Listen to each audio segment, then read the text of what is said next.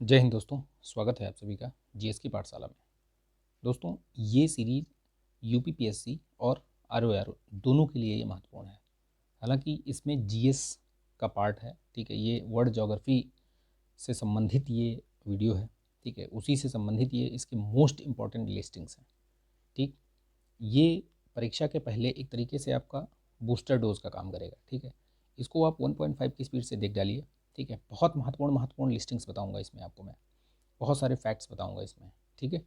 ये आपको जहाँ पर भी जीएस वगैरह पूछा जाता है सब जगह काम आएगा, ठीक है। ये आपका 17 मार्च के लिए भी काम आएगा, जो पीसीएस कोर पीसीएस का एग्ज़ाम है उसके लिए भी ये महत्वपूर्ण है। तो वर्ल्ड ज्योग्राफी से आरओ में बहुत क्वेश्चन पूछे जाते हैं, 7-8 क्वेश्चन मान के चलिए कि पूछे जाते हैं। और ये जो वीडियो है ये वाला सीरीज़, ठीक है, इसको अगर आप देख लेंगे तो निश्चित तौर पे आपको इसमें से कई क्वेश्चन आपको देखने को मिलेंगे इसमें से, ठीक। चलिए तो शुरू करते हैं। इस वीडियो को लाइक कीजिएगा, शेयर कीजिएगा, ठीक है। इसको लास्ट तक जरूर देखिएगा। ये थोड़ा वीडियो लंबा हो सकता है, 35-40 मिनट तक का हो सकता है या उससे कम भी हो सकता है, ऐसा नहीं है, लेकिन आप देख लीजिए इसको। ये 27वां है ये इस सीरीज़ का, ठीक है। अगर आपने नहीं देखा है तो अभी भी समय है, देख डालिए, 1.5 की स्पीड से देखिए। बहुत बड़े बड़े वीडियोज़ नहीं हैं, 10 मिनट 15 मिनट ऐसे ही हैं, ठीक। तो आप उनको बहुत जल्दी ख़त्म कर सकते हैं। हालांकि मतलब समय कम बचा हुआ है, आप लोग रिवीजन कर रहे होंगे। मैंने बहुत सारी स्ट्रेटजीज़ बताई हुई हैं, बहुत सारी रणनीति बताई हुई हैं, उस पर काम करिए आप लोग अब, ठीक है। और रिवीजन बहुत ज़रूरी है भैया, ठीक है। रिवीजन नहीं करेंगे तो पढ़ी हुई चीज़ें भूल जाएंगे आप, ठीक। तो कुछ भी करिए या ना करिए, लेकिन रिवीजन करिए। आपने जो भी नोट्स बना रखे हैं, आपने जो मॉक टेस्ट वगैरह लगा रखे हैं, ठीक है, उनका भी रिवीजन करिए। उसमें बहुत सारे प्रश्न आपके गलत हुए होंगे, बहुत सारे आपने छोड़ दिए होंगे, तो वो सारा आप कर लीजिए आप उसमें, ठीक है। ऐसे समय पे इस तरीके के वीडियोस का बहुत बड़ा इंपॉर्टेंस होता है, ठीक है। तो आप इसको देखिए, लाइक कीजिए, शेयर कर दीजिएगा, ठीक है दोस्तों में। चलिए शुरू करते हैं वीडियो को, ठीक। चलिए फटाफट देखते हैं। देखिए इसमें कुछ इधर वनस्पतियाँ दी हुई हैं और ये क्षेत्र दिए हुए हैं। पूछता है इसमें, आपको मैचिंग में देता है। जैसे क्रायोफाइट, क्रायोफाइट क्या है, तो ये टुंड्रा और शीत प्रधान देशों में ये पाए जाते हैं, क्रायोफाइट। ज़ेरोफाइट क्या है, ये उष्णकटिबंधीय मरुस्थलीय क्षेत्रों की वनस्पतियाँ हैं, ज़ीरोफाइट याद रखिएगा, ठीक है। ट्रोपोफाइट क्या है, ये आपके उष्णकटिबंधीय जलवायु वाली घास एवं वनस्पतियाँ हैं, ठीक। मेजोफाइट क्या है, तो ये शीतोष्ण कटिबंधीय क्षेत्र की ये वनस्पतियाँ हैं। लिथोफाइट ये कड़ी चट्टानों पे, ये पूछा भी गया है कई बार ये, ठीक, लिथोफाइट। हाइग्रोफाइट ये दलदली एवं भूमध्य रेखीय उष्ण आर्द्रता वाली जो वनस्पतियाँ हैं वो उनको कहा जाता है ये, ठीक है। हेलोफाइट क्या है, ये नमकीन क्षेत्रों में पाई जाने वाली वनस्पतियाँ हैं, ठीक। हाइड्रोफाइट ये आपका जल प्लावित क्षेत्र की वनस्पतियाँ। तो ये बेसिकली ये मैचिंग में पूछता है, आपको एक तरफ ये नाम दे देगा, ठीक है, 2-3, और ऐसे ऐसे आपको सूची 1 सूची 2 से आप मैच करिए। तो एक बार देख लीजिए इसको, ठीक। देखिए अंतर्राष्ट्रीय सीमाओं से प्रश्न हमेशा पूछे गए हैं, चाहे आपको पीसीएस का एग्ज़ाम हो या किसी का भी एग्ज़ाम हो, कोई भी वनडे एग्ज़ाम हो, वहाँ भी पूछे जाते हैं। डूरंट रेखा, ये देखिए, ये पहले तो जब ये खींची गई थी, ये डूरंट रेखा ये 1893 में खींची गई थी, ठीक है। उस समय ये डूरंट कमीशन आया था, याद रखिएगा, ठीक है। तो ये उसी समय खींची गई थी। तो उस समय तो एकीकृत भारत था, तो भारत और अफ़गानिस्तान के बीच में था। जब विभाजन हो गया 1947 में, उसके बाद ये पाकिस्तान और अफ़गानिस्तान के बीच में हो गया, ठीक। तो ये याद रखिएगा। चलिए डूरंट रेखा, मैकमोहन आपको पता है चीन और भारत के बीच में है। जो ये फैक्ट्स हैं वो पढ़ लीजिएगा आप, ये पीडीएफ में शेयर कर दूंगा टेलीग्राम चैनल पर, वहाँ से आप इसको पढ़ लीजिएगा, ठीक है। रेड क्लिफ जो है ये भारत और पाकिस्तान के बीच में है, 15 अगस्त 1947 को खींची गई थी, ठीक। हिंडनबर्ग ये प्रथम विश्व युद्ध के दौरान ये निर्धारित की गई, किसके किसके बीच, ये तो जर्मनी और पोलैंड के बीच में, याद रखिएगा हिंडनबर्ग, ठीक। मैनरहीम ये रेखा ये सोवियत रूस और फिनलैंड के बीच में है, मैनरहीम, ठीक, याद रखिएगा। मैगी नॉट ये किसके किसके बीच, फ्रांस और जर्मनी के बीच, ठीक है। फ्रांस और जर्मनी के बीच कौन सी, मैगी नॉट, याद रखिएगा। 17th पैरेलल ये है जो है, ये किसके किसके बीच है, तो ये उत्तरी और दक्षिणी वियतनाम के बीच में है 17th पैरेलल, ठीक है। बहुत तेज़ी के साथ बताऊंगा, बहुत कुछ है नहीं इसमें, जहाँ पर कुछ होगा ऐसे व्याख्या करने के लिए बता दूंगा, अदरवाइज़ मैं इसको बहुत तेज़ी के साथ कवर करूँगा, ठीक है। 24वीं जो पैरेलल रेखा है वो कच्छ के पास है, जिसे पाकिस्तान और भारत की ये मतलब इनके बीच में है। हालांकि ये मतलब भारत इसको अस्वीकार करता है, ये लिखा हुआ है, ठीक है। ये 38वीं जो है ये कहाँ पे है, तो ये उत्तर और दक्षिण कोरिया के मध्य, ठीक है। 38th पैरेलल पूछे जाते हैं ये सब। 141 डिग्री ये पश्चिमी देशांतर रेखा, ये अलास्का व कनाडा मतलब यूएसए और कनाडा के बीच में है। 49 पैरेलल ये अमेरिका और कनाडा के बीच में, ठीक। तो याद रखिएगा। ओडरनीसी रेखा ये जर्मनी और पोलैंड के बीच में, ठीक है, जर्मनी और पोलैंड के बीच में। सिगफ्रायड रेखा, सिगफ्रायड ये भी देखिए किसके किसके बीच में है, तो ये फ्रांस और जर्मनी के बीच में, ठीक, याद रखिएगा किसके किसके बीच में, फ्रांस और जर्मनी के बीच में। देखिए ये विश्व के कुछ अधीनस्थ क्षेत्र हैं, कहने का मतलब जैसे देखिए आप बहुत छोटे छोटे द्वीप देखेंगे, कई द्वीप समूह देखेंगे, ठीक है, वो किसके किसके अंडर में आते हैं, इनसे भी प्रश्न कई बार पूछा गया है, ठीक है। और देखिए इसमें जो है ये इसमें आपको उसकी लोकेशन भी मिल जाएगी, कहाँ पे है वो और किसके अधीन है वो। जैसे ये क्वीन मॉड लैंड है, ये अंटार्कटिका में अवस्थित है और ये नॉर्वे का अधिकार है। तो यहाँ जो नॉर्वे के अधीनस्थ क्षेत्र हैं उनमें 2-3 हैं जो वो देख लीजिए। जैसे बोवेट है द्वीप, ये बोवेट ये भी है, इसके पीटर वन द्वीप ये भी है, ठीक। तो ये अंटार्कटिका में है, अंटार्कटिका आपको पता है वहाँ पे मानव बस्ती तो है नहीं, ठीक है, ऐसे ही है बस। ब्रिटिश अधीनस्थ क्षेत्र, आप देखिए कौन कौन से द्वीप आते हैं देख लीजिए, ये महत्वपूर्ण है, पूछे भी जाते हैं।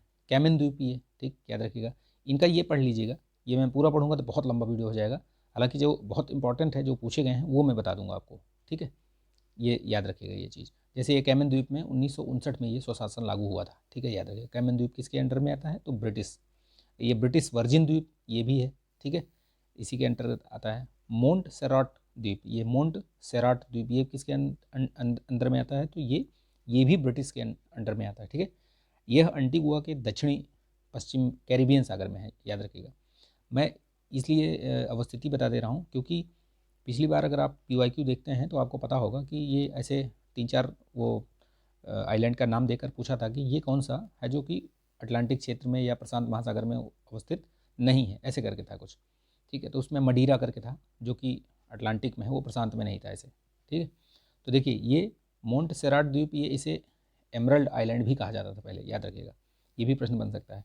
फॉकलैंड आपने देखा होगा नीचे, अर्जेंटीना के नीचे है, अर्जेंटीना के बगल में, नीचे मतलब बगल में एकदम साउथ में।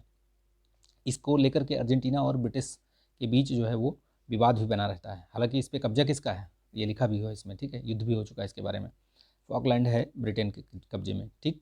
कैनेरी द्वीप ये याद रखिएगा, ये इसमें भी वही है, ठीक है, तो ये भी याद रखिएगा, ये ज्वालामुखी द्वीपों का समूह है, तो ये याद रखिएगा, ठीक, कैनेरी द्वीप। इसके अलावा भी है, देखिए यहाँ पे 1-2 और हैं इसके अंडर में, ब्रिटिश के अंडर में। ब्रिटिश इंडियन ओशन क्षेत्र भी है, ठीक है। सेंट हेलेना है, सेंट हेलेना आपको याद होगा, ये इसमें लिखा हुआ भी है, देखिए। वाटरलू की जब लड़ाई हुई थी नेपोलियन के साथ, तो नेपोलियन को लास्ट में वहीं ले जाके छोड़ दिया गया, उसी सेंट हेलेना द्वीप पे, और वहीं पे उसकी मृत्यु हो जाती है, ठीक है। ये अच्छा मतलब वो है, ले जाके छोड़ दिया आइलैंड पे, जाओ खाओ पियो ऐश करो, ठीक। देखिए फिर इसके बाद कौन सा है, डेनमार्क के अधीन में। देखिए डेनमार्क में सबसे जो महत्वपूर्ण चीज़ है वो ये ग्रीनलैंड है, ठीक, ऊपर देखिएगा आप ग्रीनलैंड, ठीक है, नुक इसकी राजधानी। तो ये भौगोलिक क्षेत्र ये देखिए, ठीक है, ये इससे भी कई बार प्रश्न पूछे जाते हैं। तो ये हो गया। फेरो द्वीप देखिए, ये भी डेनमार्क के अधीन में है। फिर अमेरिका के अंडर में कौन कौन से आते हैं, देखिए प्यूर्टो रिको, ठीक है, ये वेस्ट इंडीज़ में स्थित है ये, तो ये याद रखिएगा, ठीक। वर्जिन आइलैंड, ठीक है, वर्जिन आइलैंड भी कैरिबियन सागर में है, तो ये भी याद रखिएगा। वेक आइलैंड भी ये अमेरिका, तो ये कौन कौन से, वेक आइलैंड, वर्जिन और प्यूर्टो रिको, तो ये सब याद रखिएगा, लिख लीजिएगा इनको, ये वैसे PDF दे दूंगा, अगर नहीं है तो वैसे एक जगह लिख लीजिएगा आप लोग। गुआम भी ये आपका अमेरिका के ही उसमें आता है, ठीक है, याद रखिएगा। फिर ये बता दिया मैंने, स्पेन के उसमें ये देखिए, यहाँ से देखिए न्यूजीलैंड वाला देखिए पहले, न्यूजीलैंड, ठीक, ये याद रखिए। कुक आइलैंड ये भी न्यूजीलैंड, ठीक है। टोकेलाऊ, रॉस डिपेंडेंसी, ये सब कहाँ, न्यूजीलैंड में, हालांकि उतना इंपॉर्टेंट नहीं है, पूछे नहीं जाते वो, फिर भी बता दे रहा हूँ मैं आपको। क्यूटा द्वीप ये स्पेन के अधीन में है, ठीक है। मिडवे आइलैंड ये भी किसके, स्पेन के। देखिए पुर्तगाल के अधीन में कौन कौन से हैं, मडीरा, मैं बताया ना अभी, मडीरा पूछा था ना, मैं बताया था आपको, तो मडीरा ये पुर्तगाल के अंडर में आता है, और कहाँ पे है ये, तो अटलांटिक महासागर है उत्तर, ठीक है, उसी के जस्ट बगल में ही है, आप देखिए। ओजोर्स द्वीप ये भी पुर्तगाल के उसमें है, ठीक। नीदरलैंड एंटिलीज ये याद रखिएगा, नीदरलैंड देश नहीं, ये नीदरलैंड एंटिलीज करके है, तो वहाँ भी है ये, ठीक। फ्रांस के अंडर में कौन कौन से आते हैं, देखिए जो महत्वपूर्ण है, एक तो रीयूनियन बहुत पूछा जाता है, ठीक है, ये मेडागास्कर के पूर्व में है, हिंद महासागर में अवस्थित है, ठीक है, कौन सा, रीयूनियन द्वीप। और ये मार्टिनिक द्वीप भी है, ये भी फ्रांस के अधीन में है, ठीक है। फ्रेंच गुयाना आपने पढ़ा होगा, बहुत बार पढ़ा होगा, ये एक प्रक्षेपण केंद्र भी है, यहाँ से भारत ने भी अपने सैटेलाइट लॉन्च किए हैं फ्रेंच गुयाना से, याद रखिएगा, ठीक है। ये जो है किसके अंडर में आता है, तो ये फ्रांस में। न्यू कैलेडोनिया ये भी याद रखिएगा, किसके अंडर में आता है ये भी फ्रांस के। सेंट पियरे और मिकिलोन, ये भी, ठीक है। वर्ल्ड ज्योग्राफी से मैप बेस्ड बहुत सारे प्रश्न पूछे जाते हैं। तो अगर आप ये काम कर सकते हैं कि जितना भी चीज़ मैं ये जो चीज़ बता रहा हूँ इसको आप मैप में देख के मार्क कर लीजिए, तो आपको बहुत मतलब याद रहेगा, वो काफ़ी दिन तक याद रहेगा, ठीक है। देखिए, देशों के पुराने नाम भी पूछे जाते हैं, कौन सा देश किस नाम से पहले जाना जाता है, ठीक है। जैसे सेलिसबरी ये हरारे था, ठीक है। बेचुआना लैंड ये बोत्सवाना था। मेसोपोटामिया को Iraq, Ceylon Sri Lanka, Siam Thailand, Christiania ये ओस्लो, ये कंटेस्टिनपोल ये इस्तांबुल, ठीक है। लियोपोल्डविले किन्शासा, दक्षिण रोडेंसिया जिम्बाब्वे, ठीक है। उत्तरी रोडेंसिया ये जाम्बिया बन गया। इजिप्ट मिस्र हो गया। मेडागास्कर मालागासी कहते हैं, ठीक है। टंगानिका और जंजीबार ये तंजानिया हो गया, ठीक। दाहोमी बेनिन, डच गुयाना सूरीनाम और ब्रिटिश गुयाना ये आपका गुयाना हो गया। डच गुयाना सूरीनाम और ब्रिटिश गुयाना ये आपका गुयाना हो गया, ठीक है। वास्तोलैंड ये लेसेथो, मलाया मलेशिया बन गया। Formosa Taiwan, Persia Iran, जायरे Congo, ठीक। याद रखिएगा इस चीज़ को, पूछे गए हैं ये सब। गोल्ड कोस्ट पहले घाना को कहते थे। न्यासालैंड मलावी, नॉर्थ बोर्नियो साबा, अबिसीनिया पहले बोलते थे ना, अबिसीनिया, ठीक है। तो ये इथियोपिया ही है। फ्रेंच सोमालीलैंड ये जिबूती बन गया। बर्मा म्यांमार हो गया, ठीक। हॉलैंड नीदरलैंड, ब्रिटिश होंडुरास ये बेलीज हो गया। डच ईस्ट इंडीज़ इंडोनेशिया हो गया। प्लीजेंड आइसलैंड ये नौरू हो गया। New Granada Colombia. Upper Volta ये बुर्किना फासो। कंपूचिया कंबोडिया हो गया। Nippon Japan. सुवर्ण द्वीप ये जावा, याद रखिएगा सुवर्ण द्वीप। सैंडविच द्वीप किसका, हवाई द्वीप का पहले नाम। ये सब पूछे गए हैं, ठीक है, याद रखिएगा ये सब चीज़ें। कुछ फैक्ट्स और बता देता हूँ, जैसे ऑस्ट्रेलिया की पूर्व राजधानी मेलबर्न थी, जबकि वर्तमान क्या है, कैनबरा। पहले मतलब मेलबर्न थी, अभी कैनबरा है। पाकिस्तान की पहली जो पूर्व में राजधानी क्या थी, कराची, अभी क्या है, आप कमेंट करके बताइए। न्यूजीलैंड की पूर्व एवं वर्तमान राजधानी क्या है, तो ऑकलैंड और वेलिंगटन पूर्व राजधानी, ठीक है। अंतर्राष्ट्रीय परमाणु एजेंसी का मुख्यालय किस देश में है, ऑस्ट्रिया की राजधानी वियना में है, ठीक है। तो ये याद रखिएगा, कुछ फैक्ट ऐसे ही। देखिए, इसके अलावा भी देखिए ऑस्ट्रेलिया महाद्वीप से तो आप देखिए PYQ उठा के हर बार प्रश्न पूछता है, कहीं से भी, चाहे वो मरुस्थल से पूछ लेगा, लेक से पूछ लेगा, कुछ मिनरल से रिलेटेड प्रश्न पूछ लेगा, तो बहुत ध्यान से देखिएगा इसको, ठीक। देखिए, ये कुछ मरुस्थल हैं, बहुत सारे मरुस्थल हैं वहाँ पे, ठीक है, बहुत मरुस्थल है वहाँ पे। तो देखिए, एक तनामी मरुस्थल है, ठीक है, ये सबसे उत्तर में है। ये क्रम याद रखिएगा थोड़ा सा, उत्तर दक्षिण। आप उसका मैप उठाइएगा, ठीक है, ऑस्ट्रेलिया का छोटा सा वो है कंट्री, उसको देख लीजिएगा, आप मैप देखिएगा, उस सारा सब कुछ पता चल जाएगा, नेचुरल वाला उठाइएगा। देखिए, तनामी, ग्रेट सैंडी, फिर उसके बाद गिब्सन, फिर ये आपका ग्रेट विक्टोरिया। तो ये नाम भी याद रखिएगा, क्योंकि नाम भी पूछ लेता है कई बार कि ये मैचिंग में दे देगा, 3-4 देगा, कुछ सोनेरॉन ये वो फलाना ढिकड़ा देगा, और एक तरफ सूची दूसरी दे देगा, वो मैचिंग में आपसे पूछेगा कि क्या है इसमें से सही। तो आपको पता रहेगा तभी, जैसे अब ये याद रहेगा, Tanami, great Sandy, Gibson, great Victoria, ये सब कहाँ है, तो ये सब ऑस्ट्रेलिया में है, ठीक है। इनका क्रम ऐसे है, उत्तर से दक्षिण।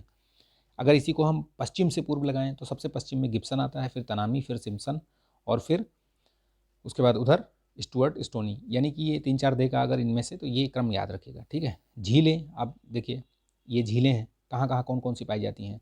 अर्गायल झील, ठीक है, ये उत्तर से दक्षिण क्रम है, यानी कि सबसे ऊपर आपका अर्गायल झील है, ठीक है। फिर ग्रेगरी, फिर मैके, डिसअपॉइंटमेंट झील, ठीक है, कार्नेजी, वेल्स, कैरी। अच्छा, एक चीज़ और बता रहा हूँ, ये तो क्रम ठीक है, आप क्रम हो सकता है इतना ना याद रहे, हालांकि कुछ चीज़ें हैं जो याद रखिए, जैसे ये सब झीलों के नाम जरूर ध्यान रखिए। इससे क्या होगा ना कि कई बार सीधे सीधे वन लाइनर प्रश्न पूछता है कि भैया बताइए कैरी झील कहाँ है, या बाली झील कहाँ है, या डिसअपॉइंटमेंट लेक कहाँ है। तो ये एटलीस्ट आप नाम सुने रहेंगे तो आपको याद आ जाएगा, ठीक। तो इनके नाम एटलीस्ट 1-2 बार देख लीजिएगा, याद हो जाएगा ये। कोवन झील, डंडस झील, ये सब कहाँ है, ऑस्ट्रेलिया में ही है। तो इनका जो क्रम है याद रखिएगा ये, ठीक। ऑस्ट्रेलिया महाद्वीप के कुछ प्रमुख प्रमुख जो पर्वत श्रेणी है वो देख लीजिए। जैसे डार्लिंग रेंज, इससे प्रश्न पूछा गया है, ये किस तरफ पड़ता है, तो ये पश्चिमी ऑस्ट्रेलिया प्रांत में है, ठीक है। और ये लौह है, इसका प्रमुख क्षेत्र भी है ये, तो ये भी याद रखिएगा। मैकडोनल्ड श्रेणी कहाँ है, तो ये मध्य क्षेत्र में है मैकडोनल्ड श्रेणी, ठीक है। ग्रेट डिवाइडिंग रेंज आपने सुना होगा, ठीक है, ये ऑस्ट्रेलिया के पूर्वी भाग में है, ठीक। ये वलित पर्वत है, ये भी याद रखिएगा। और कोसियुस्को, इसके बारे में बहुत पूछता है ये हम वहाँ की सर्वोच्च श्रेणी है ग्रेट डिवाइडिंग रेंज की, ठीक है, ऑस्ट्रेलिया की ये सर्वोच्च श्रेणी है। माउंट ग्रे रेंज ये पूर्वी ऑस्ट्रेलिया में ही ये भी है, ठीक है। माउंट ईसा क्वींसलैंड में है। अब ये पूछ लेता है ऐसे सीधे सीधे माउंट ईसा कहाँ है, तो आपको पता होना चाहिए। ग्रेट डिवाइडिंग रेंज कहाँ है, तो ऑस्ट्रेलिया में। ग्रेट डिवाइडिंग रेंज तो हालांकि बहुत हम लोगों को पता ही रहता है नॉर्मली, लेकिन जैसे ये माउंट ग्रे रेंज हो गया और माउंट ईसा, अब ये हो सकता है बहुत लोगों को नहीं पता होगा, तो ये याद रखिएगा ये ऑस्ट्रेलिया में है। ठीक है, इतना तो याद ही रहे कम से कम। फिनिस्टरे पर्वत श्रेणी ये पापुआ न्यू गिनी, ठीक, याद रखिएगा। चलिए देखिए यहाँ पे ऑस्ट्रेलिया से संबंधित जो उनके राज्य हैं, ठीक है, उन राज्यों को देखिए। तो कितने राज्य हैं देखिए, जैसे पश्चिमी ऑस्ट्रेलिया, इसकी राजधानी क्या है, पर्थ। ये भी पूछा गया है ये प्रश्न। ये PCS ये RO का 2021 का जो मेंस हुआ था ना, उसमें ये आया था मैचिंग में, या सुमेलित नहीं है ऐसे करके आया था। तो पश्चिमी ऑस्ट्रेलिया पर्थ याद रखिएगा। दक्षिणी Australia Adelaide, Victoria, Melbourne, New South Wales Sydney, ये क्वींसलैंड ब्रिस्बेन, ठीक है, तस्मानिया होबार्ट। अच्छा, ये जो जितने भी ये शहर के नाम बता रहा हूँ मैं, ये इनका एक क्रम है। मतलब ये सब क्या है, ये सब आपके तटीय राज्य हैं, तटीय क्षेत्र हैं। तो इनका ऐसे कुछ करके याद रखिएगा। एक ट्रिक है, जैसे BSc, MA, PhD, ठीक है, ये शहरों के इनके ऑस्ट्रेलिया के नाम। जैसे ब्रिस्बेन हो गया, इनका क्रम भी ऐसे ही है। अगर आप ऐसे लगाने के लिए आ भी जाए कि उत्तर से दक्षिण लगाइए, तो सबसे ऊपर ब्रिस्बेन, फिर सिडनी, फिर कैनबरा, फिर मेलबर्न, फिर एडिलेड, ठीक है, फिर इधर आपका पर्थ, होबार्ट और डार्विन, ये क्रम है। तो BSc, MA, PhD ये ऐसे करके याद रखेंगे तो इनका आपका नाम भी याद रहेगा। ठीक है, चलिए नेक्स्ट देखिए। अच्छा, ये 1 2 3 4 5 6 तो ये राज्य हो गए, और 2 इसमें केंद्र शासित प्रदेश भी हैं। जैसे अपने यहाँ है ना, कितने राज्य और कितने ये हैं केंद्र शासित, यूनियन UT कितने हैं, तो 28+8 है ना, तो ये याद रखिएगा। वैसे वहाँ 6+2 है, तो यानी कि टोटल 8 है। तो देखिए कैनबरा, उत्तरी क्षेत्र की डार्विन, ठीक, याद रखिएगा। ऐसे भी पूछ सकता है, ठीक है। ओसेनिया की प्रमुख जल संधियाँ, यानी कि ओसेनिया क्या है, ओसेनिया जो ये इधर पूरा ऑस्ट्रेलिया से लेकर के और पूरा ये न्यूजीलैंड और इधर वाला ये जो पूरा क्षेत्र है, ये सब आपका ओसेनिया ही कहलाता है ये, ठीक है। बहुत सारे आते हैं, जैसे देखिए अब इसमें कुछ महत्वपूर्ण जल संधियाँ हैं, इनको याद रखिएगा, ठीक है। अगर ये वीडियो बहुत बड़ा होगा ना, तो इसको मैं 2 पार्ट में कवर कर दूँगा, ठीक। एक पार्ट 20-25 मिनट का रहेगा, दूसरा पार्ट कर दूँगा इसका, क्योंकि मुझे लग रहा है कि काफ़ी बड़ा हो जाएगा वीडियो, ठीक है। देखिए जल संधि देखिए इसमें, और संबद्ध जल और संबंधित स्थान देखते चलिएगा फटाफट। जैसे बॉस जल संधि ये पूछी जाती है, ठीक है, तस्मान सागर और दक्षिणी सागर को जोड़ती है, ऑस्ट्रेलिया और तस्मानिया के बीच में है ये, ठीक। टॉरस जल संधि बहुत पूछी जाती है, ये कोरल सागर और अराफुरा सागर के बीच में है, ये कोरल सागर और अराफुरा सागर, टॉरस जल संधि याद रखिएगा, टॉरस है ना। बॉस बता दिया मैंने, तस्मान सागर और आपका दक्षिणी सागर। कुक जल संधि ये दक्षिणी प्रशांत महासागर और तस्मान सागर, ये बेसिकली जो न्यूजीलैंड उत्तरी और दक्षिणी इस तरीके से है ना आइलैंड, उसके बीच में है ये, ठीक। ये टॉरस जल संधि ये न्यू गिनी और ऑस्ट्रेलिया के बीच में है, पापुआ न्यू गिनी और ऑस्ट्रेलिया को ये अलग करता है, और जोड़ता किसको किसको है ये, तो कोरल सागर और अराफुरा सागर। इसी तरीके से याद भी रखिएगा आपको, क्योंकि प्रश्न क्या है, कई बार घुमा देता है। आपसे ये पूछ लेगा कि किनको अलग करता है, तो आपको ये भी पता होना चाहिए कि टॉरस जल संधि जो है पापुआ न्यू गिनी और ऑस्ट्रेलिया के बीच में है, दैट मीन्स ये इनको सेपरेट करता है, इनको अलग करता है। लेकिन जोड़ता किनको किनको है, तो कोरल सागर और अराफुरा सागर को, टॉरस जल संधि, ठीक है। कुक ये सब याद रखिएगा। फो जल संधि इतना महत्वपूर्ण नहीं है, हालांकि देख लीजिए ऐसे, ठीक है। अब यूरोप में कौन कौन सी जल संधियाँ हैं, बहुत सारी जल संधियाँ पाई जाती हैं, लेकिन जो महत्वपूर्ण है उन्हीं को देखिए, बाकी को आप छोड़ सकते हैं, स्किप कर सकते हैं, ठीक। देखिए इसमें डोवर जल संधि महत्वपूर्ण है, फ्रांस को ये ग्रेट ब्रिटेन से अलग करती है डोवर जल संधि, याद रखिएगा। जोड़ता किसको है ये, तो उत्तरी सागर और जो इंग्लिश चैनल है उसको जोड़ता है ये, उत्तरी सागर और ये उत्तरी चैनल ये आयरलैंड को स्कॉटलैंड से, ठीक है, ये याद रखिएगा, ये इतना महत्वपूर्ण नहीं है, वही पूछा जाता है। मेसिना जल संधि ये पूछता है, ये मेसिना पूछता है, ये इटली के सिसिली द्वीप और इटली का जो प्रायद्वीप है उसको अलग करती है, ठीक है। टेहरेनियन सागर और आयोनियन सागर ये दोनों को जोड़ती है। तो जोड़ना और अलग करना ये दोनों मैं इसीलिए बता रहा हूँ क्योंकि प्रश्न किसी तरीके से पूछे तो आपको याद रहे, ठीक। अगर इसमें ज़्यादा दिक्कत हो रही होगी तो आप इसको स्किप कर दीजिएगा, जो महत्वपूर्ण है वही बताऊँगा मैं, ठीक है। देखो ओट्रांटो ये पूछता है, ओट्रांटो ये इटली का बाल्कन प्रायद्वीप और अल्बानिया को अलग करता है, ये ओट्रांटो याद रखिएगा, अल्बानिया और इटली। एड्रियाटिक सागर और आयोनियन सागर ये पूछता है, ये एड्रियाटिक सागर और आयोनियन सागर, इनको ये ओट्रांटो याद रखिएगा, ठीक। डर्डनलीज ये पूछता है। देखिए दो वहाँ पे 2 हैं, ये डर्डनलीज है एक, तो डर्डनलेज किसको किसको, ये मरमरा और एजियन, यानी कि एक तरीके से कह सकते हैं कि MAD मैड करके याद रखिए, या DAM डैम करके याद रखिए, ठीक है। डैम, डैम किसको जोड़ता है, तो डैम जोड़ता है ये डर्डनलेज, ये अराफुरा और एजियन और मरमरा को, ठीक है। एक इसी में आता है वो ब्लैक सागर को, ये ये है ना, बॉस नहीं, एक और है अभी आएगी, ये बॉस्फोरस, ये वाली, इसको बताने की कोशिश कर रहा था। तो उसको जो भी याद रखिएगा एजियन और मरमरा, तो वो डैम हो जाएगा, और ये हो जाएगा आपका ये मरमरा और ये, यानी कि BBM ऐसे करके, यानी कि ब्लैक सागर और बॉस्फोरस जल संधि हो गई, और इसको जोड़ता किसको किसको है, तो ये मरमरा और काला सागर को जोड़ती है ये बॉस्फोरस, तो BBM और डैम ऐसे करके याद रखिएगा, ठीक है। जिब्राल्टर ये भूमध्य सागर में आपको पता है कि ये अटलांटिक और इसको जोड़ती है, ठीक, याद रखिएगा इसको, ठीक है, ये ध्यान रखिएगा इसमें। यूरोप के स्पेन को अफ्रीका के मोरक्को से अलग करती है ये बेसिकली, है ना। जिब्राल्टर संधि ये भूमध्य सागर का मतलब एक द्वार कहा जाता है, ठीक है, ये कुंजी कहा जाता है, ये लिखा हुआ है इसमें, याद रखिएगा, ठीक है। डर्डनलेज बता दिया मैंने, ये बता दिया, महत्वपूर्ण है जो वही बताता हूँ। डेनमार्क जल संधि याद रखिएगा, ये ग्रीनलैंड को आइसलैंड से अलग करता है, ठीक। देखिए और भी देख लीजिए, डेविस जल संधि बहुत पूछी जाती है, ये बैफिन की खाड़ी, ठीक है। अब याद रखिएगा बैफिन की खाड़ी, ये जो बैफिन आइलैंड है और उसको ग्रीनलैंड बीच में देखिए, आपको दिखेगा ये डेविस जल संधि, ठीक है। हडसन पूछी जाती है, तो हडसन कहाँ है, बेसिकली जो मैं ये बता रहा हूँ ना, मैप में एक बार इनको जरूर देख लीजिएगा आप, मैप में देखेंगे तो भूलेंगे नहीं, कहाँ कहाँ है ये बता दे रहा हूँ, तो उसको देख लीजिएगा आप, ठीक है। हडसन की खाड़ी ये लेब्राडोर इसको जोड़ती है, और ये उनगावा प्रायद्वीप और बैफिन द्वीप को अलग करती है, ठीक है। फ्लोरिडा याद रखिएगा, अटलांटिक महासागर को मैक्सिको की खाड़ी से अलग करता है ये, ठीक। बेरिंग, ये बेरिंग सागर और चुक्की याद रखिएगा, ऊपर अलास्का वाले क्षेत्र में, ठीक है। पनामा ये याद है आपको, पनामा में है, और प्रशांत महासागर और ये अटलांटिक महासागर, ठीक है। यूकाटन कैरेबियन सागर को मैक्सिको की खाड़ी, ये महत्वपूर्ण नहीं है, छोड़ दीजिए इसको, मोना पैसेज भी छोड़ दीजिए, ठीक है।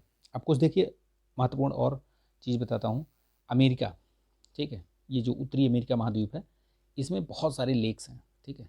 लेक्स तो हर जगह ही हैं लगभग लगभग, लेकिन ये बहुत महत्वपूर्ण है, परीक्षा के दृष्टिकोण से इतने प्रश्न पूछे जाते हैं इन मतलब लेक्स से कि पूछिए मत, मतलब आप प्रीवियस ईयर का क्वेश्चन उठा के देख लीजिए, कितने सारे प्रश्न आपको मिलेंगे उन्हीं लेक्स से, ठीक है। जो आपके कनेडियाई शील्ड है उससे बहुत सारी लेक्स हैं निकलती हैं, मतलब बनी हुई हैं वहाँ पे, ठीक है। कुछ जो है USA में है, कुछ कनाडा में है, ठीक। तो उनका सबका ये कुछ महत्वपूर्ण चीज़ है, देखिए उनको एक दो बार देख लीजिए, आपको बेहतरीन तरीके से याद भी हो जाएंगे। जैसे सुपीरियर लेक, ठीक है, कनाडा और USA के बीच में है ये, ठीक है। विश्व में मीठे पानी की ये सबसे बड़ी झील है, याद रखिएगा कौन सी, सुपीरियर, ठीक, ये ध्यान रखिएगा। डुलुथ शहर सबसे महत्वपूर्ण चीज़, डुलुथ शहर इसके, ये क्या है, ये डुलुथ शहर बेसिकली ये इंडस्ट्रियल एरिया है ये, ठीक, ये ध्यान रखिएगा। डुलुथ सुपीरियर, सू नहर इसको जोड़ती है किसको किसको, सुपीरियर और ह्यूरॉन झील, तो इसी के बगल में है, इसको सू नहर जोड़ती है, ठीक, याद रखिएगा इसको। चलिए, कनाडा का ये सॉल्ट सेंट मैरी बंदरगाह सू नहर के किनारे स्थित है, तो याद रखिएगा, ठीक, ये भी महत्वपूर्ण है, हो सकता है पूछ ले कि सॉल्ट सेंट मैरी जो बंदरगाह है वो किस नहर के किनारे है या कहाँ अवस्थित है, तो सू नहर, ठीक। देखिए मिशिगन, अच्छा इनका एक क्रम है, पहले बात तो जो ये ग्रेट लेक्स कौन सी हैं, ये याद रखिएगा। ग्रेट लेक्स हैं आपका SMHEO, तो ये सुपीरियर हो गई, ये मिशिगन हो गई, ये हिरॉन हो गई, ये इरी हो गई, ये ओंटारियो हो गई। इनका ये वेस्ट टू ईस्ट यही क्रम है, इनका क्रम जो है वेस्ट टू ईस्ट याद रखिएगा। कौन कौन सा, जो ये SMHEO बताया ना मैंने, सुपीरियर, मिशिगन, हिरॉन, इरी और ओंटारियो, तो ये क्रम याद रखिएगा वेस्ट टू ईस्ट। उन्हीं के बारे में कुछ कुछ चीज़ें और भी बता रखी हैं इसमें, ठीक है। इसके अलावा कनाडा में जो कनाडियन शील्ड में जो आपकी लेक्स हैं, ठीक है, उनके लिए क्या है, एक ट्रिक ये है, BSA जो है, BSA की साइकिल रवि चलाता है, ठीक है, BSA की साइकिल रवि चलाता है। BSA की साइकिल आती है, देखा होगा आपने, BSA लेडी बर्ड या ऐसे BSA लेडी बर्ड करके साइकिल, तो ये BSA ग्रेट बियर, ये फिर ये ग्रेट स्लेव, फिर ये अथाबास्का, फिर ये रेंडियर, और ये फिर विनीपेग। तो ये इनका क्या है, ये आपका वेस्ट टू ईस्ट क्रम है और नॉर्थ टू साउथ क्रम, ये दोनों ऐसे ही हैं, ये दोनों क्रम ऐसे ही हैं, याद रखिएगा। इनको आप बेहतर अगर आपको इनको समझना है तो ये इनको आप मैप में देखिएगा जो मैं बता रहा हूँ, ठीक, आप देख लीजिएगा। यही लास्ट, यहीं पे ख़त्म कर देंगे इसको, इस वीडियो को, क्योंकि मतलब यहीं पे इन द सेंस ये वाली ये ख़त्म करके, ठीक है, इस पेज पर पूरा ये जो है बता के, क्योंकि बहुत बड़ा हो जाएगा वीडियो, ठीक है। इसके अलावा एक और ले आ देंगे कल। तो ये हो गया, ठीक है, सुपीरियर हो गया। मिशिगन के बारे में देख लीजिए कुछ कुछ, ठीक है। इसमें देखिए ये जो गैरी और शिकागो है एवं मिलवाकी शहर, ये औद्योगिक क्षेत्र हैं ये, ठीक है। तो किसके लिए? लॉ के लिए है ये, ठीक, याद रखिएगा। गैरी और शिकागो दोनों को याद रखिएगा। मिशिगन याद रखिएगा, सी से इसको शिकागो और गा से आप गैरी याद रखिएगा, कभी नहीं भूलेंगे, ठीक। चलिए, यह झील पूर्ण रूप से संयुक्त राज्य अमेरिका में है, तो ये पूछा भी गया है कि ऐसी कौन सी झील है ये ग्रेट लेक्स में, क्योंकि अन्य जो हैं वो दोनों उसमें फैली हुई हैं, कुछ कुछ इधर हैं उधर हैं, मतलब कनाडा में हैं, कुछ यूएसए में, लेकिन ये जो है मिशिगन जो है पूर्ण रूप से यूएसए में ही है, ठीक है। ह्यूरॉन झील के बारे में देखिए, ये कनाडा और संयुक्त राज्य की दोनों, वही बताया ना मैंने, ठीक है। ये सडबरी, कनाडा सडबरी याद ह्यूरॉन सडबरी, सडबरी क्षेत्र किसके लिए है पूछा भी गया है। ये किसके लिए फेमस है? ये तांबे के लिए, ठीक है, और प्लेटिनम के भंडार पाए जाते हैं सडबरी, ठीक, बहुत पूछा गया है ये सब प्रश्न। इरी झील, इरी डेट्रॉयट शहर, ठीक है, ऑटोमोबाइल्स के लिए फेमस है ये, ठीक है। यहाँ पे देखिए ये सब है, चलिए, ठीक है। उत्तरी अमेरिका का जो सबसे ऊंचा जलप्रपात है कौन सा? नियाग्रा, ठीक, ये इसी पे है, ठीक है, नियाग्रा जलप्रपात, ये देखिए। और बफेलो शहर भी यहीं है, इरी झील के तट पर अवस्थित है बफेलो शहर, ठीक है। ये सब याद रखिएगा पूरा, मतलब इसीलिए मैं इस चीज़ को बता रहा हूँ उसको, कि ध्यान रहेगा आपको, अगर ध्यान रहेगा तो कर पाएंगे आप। एक दो बार देख लीजिएगा इसको, 1.5 के स्पीड से देखिएगा और 2 बार देख लीजिएगा कम से कम इसको, ठीक है। और PDF दे दूंगा मैं टेलीग्राम चैनल पर, तो इसको आप वहाँ से रिवीजन भी कर लेंगे। ओंटारियो, ये झील कनाडा और यूएसए के बीच में है, ठीक है। सेंट लॉरेंस नदी का जो उद्गम है, ये सेंट लॉरेंस नदी जो है ये दोनों के बीच में वो बनाती है, यूएसए और इसके बीच में, ये यूएसए और आपके मैक्सिको इसके बीच में सीमा बनाती है, ठीक है। ये शायद ये सीमा है, देख लीजिएगा आप, सेंट लॉरेंस नदी, ठीक है। कमेंट करके बताइएगा किसके किसके बीच में बनाती है सीमा। सेंट लॉरेंस नदी का जो उद्गम है क्या है? ये ओंटारियो झील, ठीक। हैमिल्टन, इरी और ओंटारियो ये इसके मध्य में अवस्थित है। ये ग्रेट सॉल्ट लेक, अभी मैंने बताया ना जो BSA रवि, तो वो याद रखिएगा। ये ग्रेट सॉल्ट लेक ये कहाँ है? यूएसए में है, ठीक है। खारे पानी की झील है ये, ठीक। ये सारी चीज़ें देखिए। ग्रेट बियर लेक हो गई है, ठीक है, कनाडा में अवस्थित है। विनीपेग, ठीक, तो विनीपेग भी है, ये कनाडा में ही है, ठीक है। ये पूरा देखिए। अच्छा, इनमें जो ये खास बातें लिखी हुई हैं इनको ज़रूर पढ़ लीजिएगा आप, ठीक है। मैं पूरा नहीं पढ़ा रहा हूँ, हालांकि चलो यहीं तक रखते हैं इसको, ये ग्रेट लेक्स तक ही रखते हैं यहाँ तक। इसके बाद मैं ये वाली जो PDF है आगे की जो है ये आगे को बता दूंगा मैं, ठीक है। अच्छा चलो इसको बता ही देता हूँ मैं, ये वाली बता देता हूँ, यहाँ तक बता देता हूँ। इसके आगे वाला फिर अगला वीडियो बनाऊँगा मैं ये, ठीक है। यहाँ से यहाँ तक बता देता हूँ, ठीक। तो कहाँ तक अभी हुआ? ये आपका हो गया, ये ओंटारियो हो गया, ग्रेट सॉल्ट लेक हो गया, ठीक है। ग्रेट बियर लेक देखिए, यह झील कनाडा में है, ठीक। इस झील के ऊपर से आर्कटिक वृत्त गुजरती है, ठीक, ये याद रखिएगा। यह झील उत्तरी अमेरिका की चौथी सबसे बड़ी झील है। इस झील के पूर्वी तट पर पोर्ट रेडियम पूछा जाता है। पोर्ट रेडियम किस पे है? तो आपका Great Bear, Port Radium Great Bear, ठीक है। विनीपेग के बारे में देखिए, तो विनीपेग ये उत्तरी अमेरिका में ये भी है, ठीक। ये मनीटोबा प्रांत, राजधानी किसकी? विनीपेग की अवस्थित है, ठीक है। ये याद रखिएगा, मनीटोबा प्रांत की जो राजधानी है उस पर अवस्थित है। मीठे पानी की है ये, ठीक। यहाँ से नेल्सन नदी निकलती है, याद रखिएगा। इस झील के किनारे विनीपेग शहर नामक शहर स्थित है, जो विश्व में गेहूं की मंडी के नाम से, ये महत्वपूर्ण फैक्ट है, गेहूं की मंडी के नाम से अगर आपसे ये पूछ ले कि गेहूं का मंडी किसको कहा जाता है, तो विनीपेग शहर, ठीक है, विनीपेग याद रखिएगा, ठीक है। अथाबास्का, अथाबास्का ये आपका कनाडा में है, ठीक। यह झील ग्रेट स्लेव और रेंडियर के मध्य अवस्थित है, ग्रेट स्लेव और रेंडियर के मध्य, तो अभी मैंने बताया ना ये BSA और इधर RV, तो ये RV क्या है? रेंडियर, R क्या है? रेंडियर है, और S क्या है? स्लेव है, ग्रेट स्लेव। तो इसके बीच में क्या है? ये अथाबास्का है, उसी के बारे में ये बता रहा है, तो इसीलिए मैंने बताया आपको, ये क्रम याद रखिएगा। BSA की साइकिल रवि चलाता है, ठीक। यह मीठे पानी की झील है, ठीक है। ये यूरेनियम सिटी पूछता है, अथाबास्का बिल्कुल पूछता है, जैसे पोर्ट रेडियम अभी मैंने बताया ना आपको, ठीक है। रेंडियर ये ग्रेट यहाँ पे बताया ना, पोर्ट रेडियम कहाँ बताया मैंने आपको, Great Bear, Port Radium Great Bear, ठीक है। इसी तरह के पोर्ट रेडियम हो गया इधर, और अथाबास्का में ये यूरेनियम सिटी पूछता है, ये बहुत पूछता है, मैचिंग में दे देगा ये, एक तरफ झील दे देगा, लेक्स दे देगा, और एक तरफ इंडस्ट्रियल एरिया दे देगा, औद्योगिक क्षेत्र दे देगा। अब आप लगाते रहो। ग्रेट स्लेब देखिए, ये झील के निकट कनाडा के उत्तर पश्चिमी राज्य की राजधानी येलोनाइफ, येलोनाइफ बहुत पूछता है, ग्रेट स्लेब। तो ये जो मैंने मार्क किया हुआ है ना, जो चीज़ बता रहा हूँ उसको ज़रूर ध्यान रखिएगा, लिख लीजिएगा अलग से कि पोर्ट रेडियम कहाँ है, ठीक। पोर्ट रेडियम आपका ग्रेट बियर हो गया, यूरेनियम सिटी अथाबास्का, ठीक है। ग्रेट स्लेब में ये येलो नाइफ, ये झील कनाडा में है, ये तो पता ही है। मैकेंजी नदी पूछी जाती है ये, ठीक। तो ये याद रखिएगा, इसका उद्गम स्रोत कौन सा है ये, तो ये है ग्रेट स्लेब, ठीक। रेंडियर झील के बारे में देख लीजिए, ये इस झील से चर्चिल नदी निकलती है। तो चर्चिल नदी का उद्गम क्या है, रेंडियर झील है। हडसन की खाड़ी में जाके ये गिरती है ये चर्चिल नदी, और निकलती कहाँ से है, ये रेंडियर से। तो इस वीडियो को यहीं तक रखते हैं, एक अगला इसका एक पार्ट और ला दूंगा मैं, ठीक है। वो भी लगभग इतना ही रहेगा, 20-25 मिनट, ठीक है। 31 मिनट तो ऐसे ही हो गए, बचा कितना है वैसे देखें इसमें तो, ठीक है वैसे काफ़ी है नहीं काफ़ी है। तो ये अभी तो मतलब मान के चलिए कि आधे घंटे का एक वीडियो और आएगा इसका। बाकी ये अगर आपको जानकारी अच्छी लगी तो प्लीज़ इसको लाइक कीजिएगा, शेयर कर दीजिएगा, ठीक है। और चैनल पर नए हैं तो सब्सक्राइब भी कर लीजिएगा, बेल आइकन प्रेस कर लीजिएगा ताकि वीडियो का नोटिफिकेशन वगैरह मिलता रहे आपको, ठीक। तो चलिए फिर मिलते हैं नेक्स्ट वीडियो में। भैया रिवीजन ज़रूर करते रहना, रिवीजन नहीं करेंगे तो मतलब पंगा हो जाएगा। और जो करंट अफेयर्स है, करंट अफेयर्स की जो आई दृष्टि या घटना चक्र या जहाँ से भी पढ़ रहे हो आप, तो उसको बार बार रिवाइज़ करिए, ठीक है। आपने लिख भी रखा है तो भी बार बार रिवाइज़ करिए, ठीक। चलिए मिलते हैं नेक्स्ट वीडियो में, जय हिंद।